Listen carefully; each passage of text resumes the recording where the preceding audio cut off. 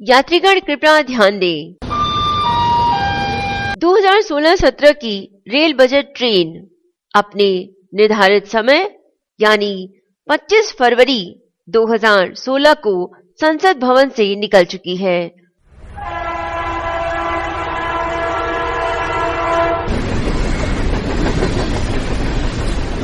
Rail मंत्री सुरेश प्रभु ने rail budget को हरी झंडी दिखाते हुए सधे हुए डॉक्टर की तरह रेलवे की सेहत सुधारने की बात कही। यात्रियों की गरिमा, ट्रेनों की रफ्तार और देश की तरक्की को ध्यान में रखकर पेश किए गए उनके बजट में रेलवे के बेहतर भविष्य की तस्वीर साफ दिखाई देती है। रेल मंत्री सुरेश प्रभु ने बजट में रेलवे के काया पलट का खाका खींचा है। लोकसभा में पेश अपने रेल बजट में उन्होंने न तो यात्री किराया बढ़ाया और न ही माल भाड़ा में इजाफा किया, न तो थोक के भाव नई ट्रेनें चलाने का ऐलान किया। उल्टे उन्होंने रेलवे की लागत में कटौती के मजबूत इरादे पेश किए और कमाई के नए स्रोत तलाशने की प्रतिबद्धता जताई। उन्होंने खाने से लेकर बीमा तक यात्री सुविधाओं की झड़ी लगाई।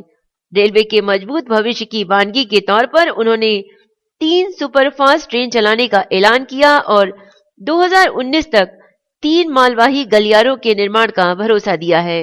बजट के दौरान उन्होंने अटल बिहारी वाजपेयी और हरिवंश राय बच्चन जी की कविताएं पढ़ी तथा बुद्ध के संदेश कहे। उन्होंने अपनी रणनीति बताते हुए कहा कि बजट 3 स्तंभों पर आधारित होगा। ये स्तंभ है नव अर्जन, नव मानक और नव संरचना।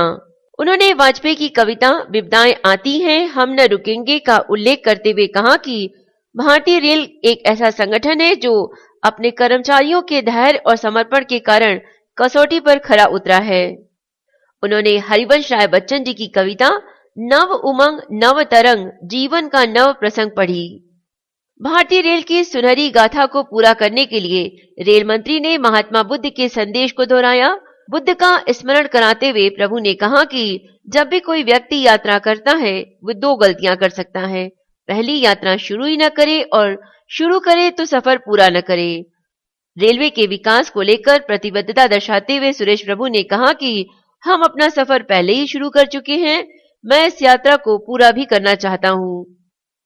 2016-17 के रेल बजट में यात्री सुविधाओं को बढ़ाने की घोषणा की गई। सुरक्षित यात्रा के लिए यात्रियों के लिए बीमा की व्यवस्था होगी और सुविधाओं से लैस स्मार्ट सवारी डिब्बे भी उपलब्ध होंगे। इस रेल बजट में रेल मंत्री सुरेश प्रभु ने नई ट्रेनों की घोषणा तो नहीं की मगर नई तरह की ट्रेनों का तोहफा जरूर दिया। आम लोगों के लिए जनसाधारण एक्सप्रेस की तर्ज पर लंबी दूरी की पूरी तरह अनारक्षित अंत्योदय एक्सप्रेस ट्रेन चलाने की घोषणा की तो खास लोगों के लिए आधुनिक सुविधाओं से लैस 3 ट्रेन हमसफर, तेजस और उदय एक्सप्रेस चलाने की घोषणा की। हमसफर पूरी तरह से वातानुकूलित ट्रेन होगी। इसमें प्रथम और द्वितीय श्रेणी की एसी कोच की जगह तीसरी श्रेणी के एसी कोच होंगे। यात्रियों के पास भोजन चुनने का विकल्प होगा। यात्री भोजन का विकल्प नहीं रखने के लिए भी स्वतंत्र होंगे। उदय एक्सप्रेस डबल डेकर पूर्णतः वातानुकूलित एक्सप्रेस ट्रेन होगी। इसे रेल यातायात के व्यस्त मार्गों पर रात में चलाया जाएगा।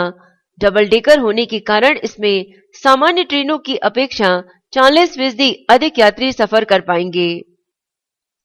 तेजस एक्सप्रेस फाइटर प्लेन तेजस के नाम पर चलने वाली ट्रेन है।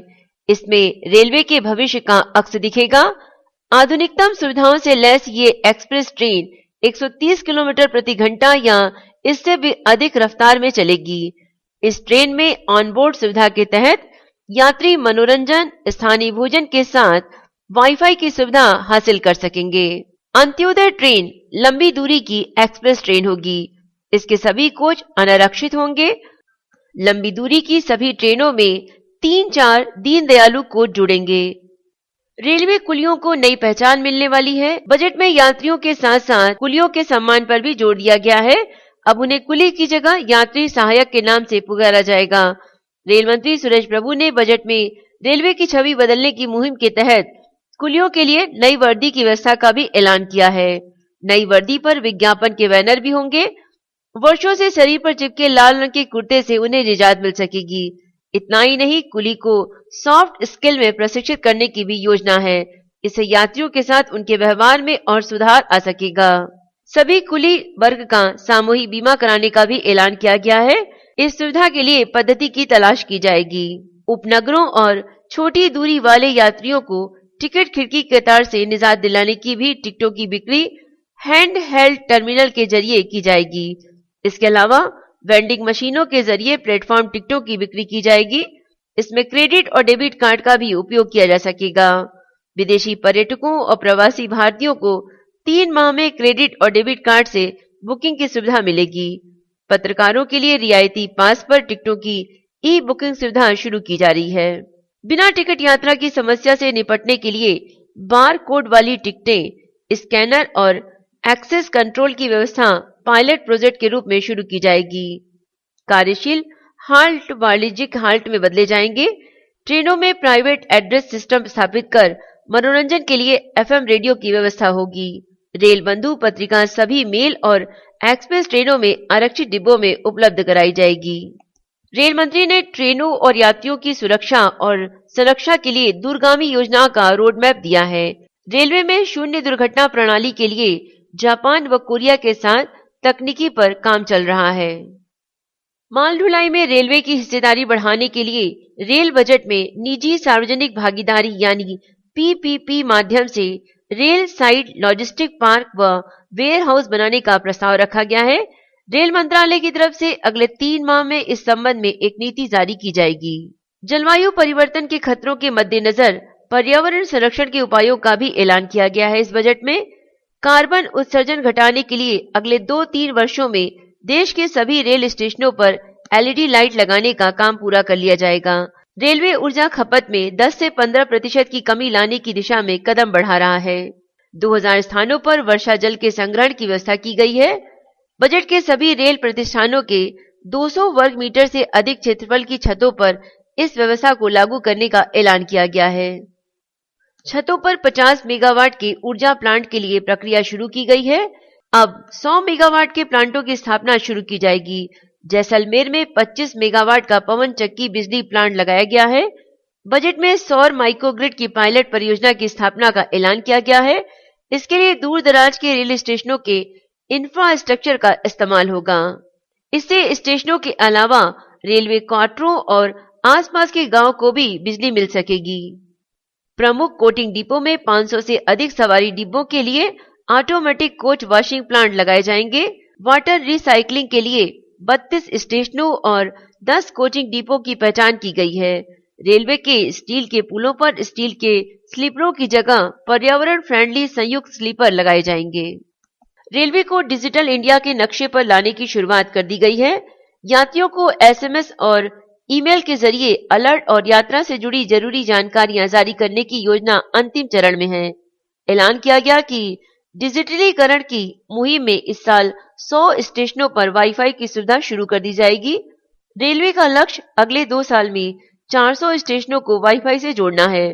सुविधा और सुरक्षा से जुड़े कई मोबाइल ऐप तैयार किए जा रहे हैं। वाईफाई और अन्य डिजिटल योजनाओं के लिए गूगल के साथ साझेदारी की जा रही है। सुरेश प्रभु ने अपने भाषण में डिजिटल सेवा मुहैया कराने वाली कंपनियों और उद्यमियों को इस मुहिम से जुड़ने का आमंत्रण भी दिया है। रेल मंत्री ने बजट में यात्रियों के लिए बीमा की व्यवस्था कराने की बात कही है। उन्होंने कहा है, दुर्घटनाओं में यात्रियों को होने वाली वित्तीय नुकसान को कम करने के लिए वैकल्पिक यात्रा बीमा उपलब्ध कराने का प्रयास किया जा रहा है।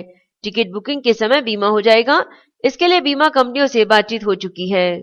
बजट में सफर के दौरान स्थानीय व्यंजनों की परोसने की भी घोषणा की गई है।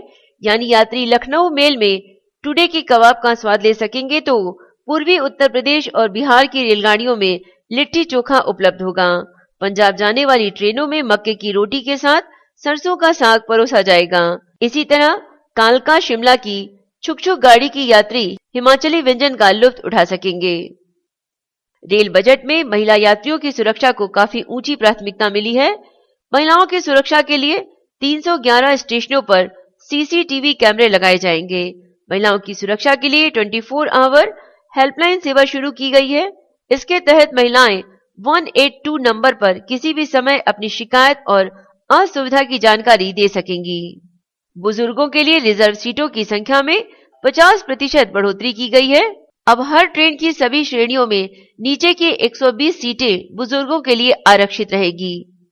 महिलाओं को 33% कोटा और कोच के बीच में प्राथमिकता के आधार पर बर्थ मिलेगी।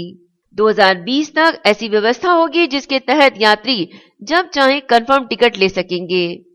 2020 तक 95 ट्रेनें समय से चलेंगी। मानव रहित सभी क्रॉसिंग खत्म होंगे। सभी एक्सप्रेस ट्रेनों की औसत रफ्तार 80 किलोमीटर की जाएगी। मालगाड़ियों की गति 50 किलोमीटर प्रति घंटे तक की जाएगी। मेक इन इंडिया के तहत 2 लोको फैक्ट्रियों के लिए बिड को अंतिम रूप दे दिया गया है। ट्रेन सेट की मौजूदा खरीद को 30% तक बढ़ाने का प्रस्ताव है। दीनदयाल सवारी डिब्बे में पेयजल और बड़ी संख्या में मोबाइल चार्जिंग के पॉइंट वाले अनारक्षित सवारी डिब्बे आरक्षित यात्रियों के लिए होंगे। दीनदयाल सवारी डिब्बे में पेयजल और बड़ी संख्या में मोबाइल चार्जिंग के पॉइंट लगाए जाएंगे। 2016 और 17 के रेल बजट की विषय वस्तु है भारतीय रेल का पुनर्गठन, पुनर्निर्माण, पुनरुद्धार। चलो मिलकर कुछ नया करें। कार्यनीति के 3 स्तंभ हैं: नव अर्जन, नव मानक और नव संरचना। रेल मित्र सेवा के तहत स्टेशनों पर वृद्धों और दिव्यांग यात्रियों की सहायता के लिए कोंकण रेलवे में सारथी सेवा का विस्तार, मौजूदा सेवाओं को सुदृढ़ करने, जिसमें यात्री मौजूदा पिक अप एंड ड्रॉप सेवा और व्हील चेयर सेवाओं के अलावा भुगतान आधार पर बैटरी चालित कारें, खुली सेवाएं आदि बुक कर सकते हैं। सभी नए स्टेशनों को इस तरह विकसित किया जाए कि दिव्यांग लोग उसे इस्तेमाल कर सकें। आगामी वित्त वर्ष के दौरान ए श्रेणी स्टेशन के प्रत्येक प्लेटफॉर्म पर दिव्यांगों के लिए कम से कम 1 शौचालय उपलब्ध करवाना और इन स्टेशनों पर पर्याप्त संख्या में व्हील चेयर की उपलब्धि भी सुनिश्चित करना है। इस बजट में महिलाओं के लिए आरक्षित कोटे का दायरा बढ़ाते हुए उन्होंने कहा, कोच के बीच में ही महिलाओं को बर्थ मिलेगी। जननी सेवा के तहत गाड़ियों में बच्चों के लिए खान पान के पदार्थ, शिशु आहार, गर्म दूध और गर्म पानी उपलब्ध कराए जाने की भी व्यवस्था की जाएगी।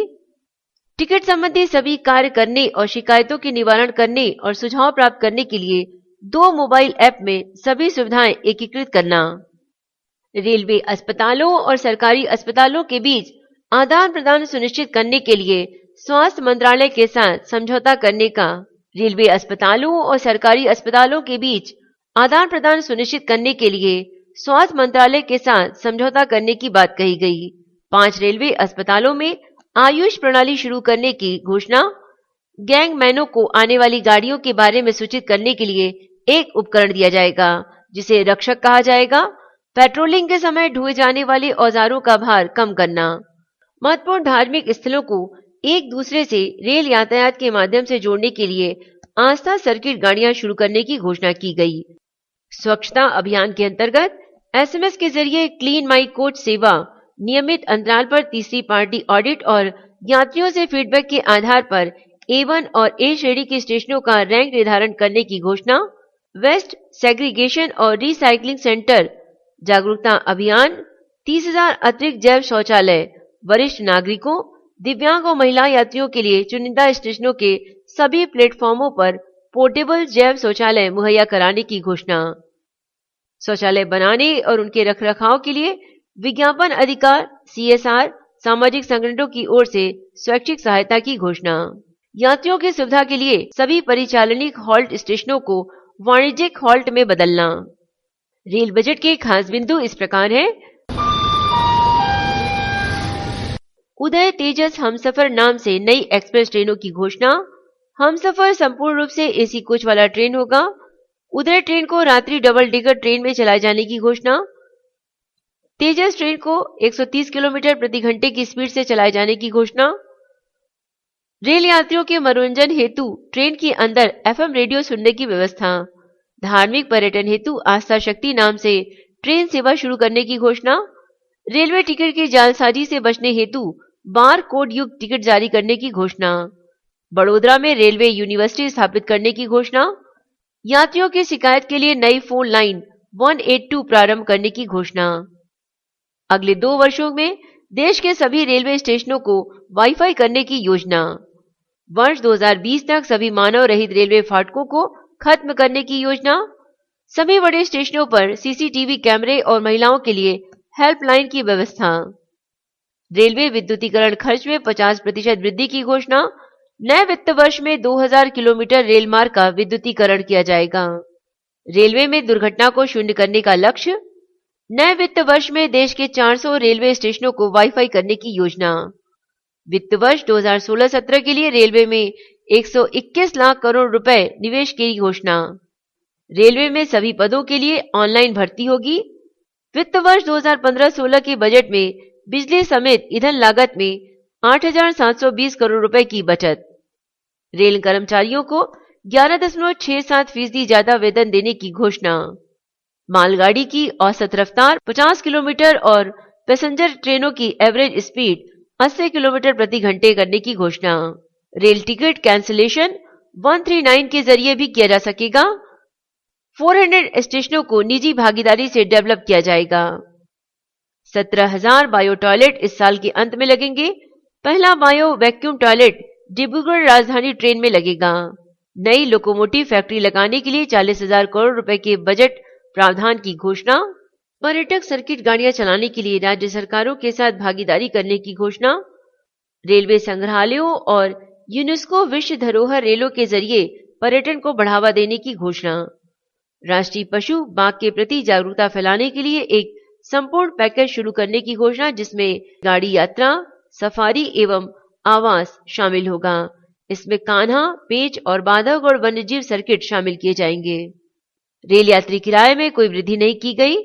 रेलवे में भारतीय जीवन बीमा निगम यानी LIC द्वारा 1.5 लाख करोड़ रुपए का निवेश प्रस्ताव। वरिष्ठ नागरिकों के लिए निचली सीट का कोटा बढ़ाकर 50% करने की घोषणा। पायलट आधार पर बारकोड वाले टिकट जारी करने की घोषणा। रेलवे बोर्ड के पुनर्गठन की घोषणा। भारत के पहले रेलवे ऑटो केंद्र को चेन्नई में शुरू किया जाएगा। पत्रकारों के लिए रियायती दर पर टिकटों की ई-बुकिंग की सुविधा। धार्मिक स्थलों के लिए आस्था सर्किट पर ट्रेन चलाई जाएगी। अहमदाबाद से मुंबई तक हाई स्पीड ट्रेन चलेगी। अब कुलियों को सहायक कहकर बुलाया जाएगा। ट्रेन की हर कोच में GPS सिस्टम लगाए जाएंगे। हर प्रकार के ट्रेन कोच में 33% सीटें महिलाओं के लिए आरक्षित होगी। प्रधानमंत्री नरेंद्र मोदी ने रेल मंत्री सुरेश प्रभु के बजट को हर तबके के लिए अहम बजट बताया है। उन्होंने कहा, ये बजट देश में नई जान डालने में अहम भूमिका निभाएगा। ये समाज के हर तबके के लिए है। बुनियादी ढांचा विकास के साथ साथ इसमें रोजगार सृजन को भी इसमें शामिल किया गया है। 2016-17 के बजट पर टिप्पणी करते हुए पूर्व रेल मंत्री दिनेश त्रिवेदी ने कहा, ये बजट नहीं है, ये तो सुरेश प्रभु द्वारा दिया गया भ्रमित करने वाला बयान है। तो वहीं पूर्व रेल मंत्री पवन बंसल ने कहा, इस रेल बजट में बायो टॉयलेट के अलावा कुछ नया नहीं है। रेल बजट में जिन 2 लोकोमोटिव फैक्ट्रियों की घोषणा की गई है वे भी पुरानी है। इनकी घोषणा तभी हो चुकी थी जब मैं रेल मंत्री था। पूर्व रेल मंत्री लोकसभा में विपक्ष के नेता मल्लिकार्जुन खड़गे ने कहा, ये एक चुनावी बजट है, यानी किराया नहीं बढ़ाने के पीछे सबसे अहम कारण इस साल 5 राज्यों में होने वाले चुनाव हैं। तृणमूल कांग्रेस के डेरेक ओ ब्रायन ने कहा, ये रेल बजट बिग जीरो है। पिछले साल का बजट भी जीरो था और इस साल का भी जीरो है, और दोनों को मिलाकर देखें तो यह सिर्फ एक बिग जीरो है। गृह मंत्री राजनाथ सिंह ने कहा, यह एक दूरदर्शी बजट है। इसमें कई ऐसे कदम उठाए गए जो रेलवे के बुनियादी ढांचे में सुधार लाएगा। तो वहीं सूचना एवं प्रसारण मंत्री रविशंकर प्रसाद ने कहा, ये विकास परक बजट है। इसमें ज्यादा ध्यान बुनियादी ढांचे पर रखा गया है, जो मौजूदा परिस्थिति में बेहद जरूरी था। CPM के सांसद मोहम्मद सलीम ने कहा, ये दिशाहीन बजट है। सिर्फ आंकड़ों को पेश करके कई तरह के दावे किए गए हैं जिनका कोई आधार नहीं है। वहीं बिहार के मुख्यमंत्री एवं पूर्व रेल मंत्री नीतीश कुमार ने कहा, रेलवे ना पैसा खर्च कर पा रही है, ना पैसा जुटा पा रही है। रेलवे कठिन दौर में पहुंच गई है। बजट के नाम पर महज एक औपचारिकता निभाई गई है। सुर्खियां बटोरने के लिए रेल भाड़ा नहीं बढ़ाया गया, लेकिन अंतर्राष्ट्रीय बाजार में तेल की कीमतें घटी हैं। ऐसे में तो किराया कम होना चाहिए था, लेकिन नहीं किया गया। केंद्रीय मंत्री प्रकाश जावड़ेकर ने रेल बजट की सराहना करते हुए इसे भविष्यवादी और दूरदर्शी बताया है। पूर्व रेल मंत्री लालू प्रसाद यादव ने कहा, मैंने रेलवे को जर्सी गाय बनाया था, मोदी सरकार ने उसे बर्बाद कर दिया। बजट में यात्रियों को कुछ सुविधाएं नहीं दी गई हैं। रेल का खर्च बढ़ता जा रहा है और आमदनी घटती जा रही है। तमिलनाडु की मुख्यमंत्री जयललिता ने बृहस्पतिवार को रेल बजट में घोषित रेल ऑटो हब की राज्य में स्थापना और किराए में कोई बढ़ोतरी न किए जाने जैसी पहलों का स्वागत किया है। कहा है कि कुल मिलाकर ये रेल बजट राज्य के लोगों की उम्मीदों को पूरा नहीं कर पाया है। बजट में न किसी नए ट्रेन की घोषणा हुई है और न नए लाइन की। रेल बजट पर मिलीजुली प्रतिक्रिया के साथ सुरेश प्रभु की रेल सभी के सपनों को पूरा करने के लिए निकल पड़ी है। ये rail budget voice for blind के सामान्य ज्ञान प्रभाग से अनीता शर्मा द्वारा ध्वनांकित किया गया है। आप अपनी राय एवं सुझाव हमें मेल कर सकते हैं। मेल आईडी है voiceforblind यानी voiceforblind@gmail.com। आप हमारी वेबसाइट पर भी विजिट कर सकते हैं। वेबसाइट का लिंक है www.voiceforblind.com। वॉइस फॉर ब्लाइंड आपके सुखद, सफल और मंगलमय यात्रा की कामना करता है। धन्यवाद।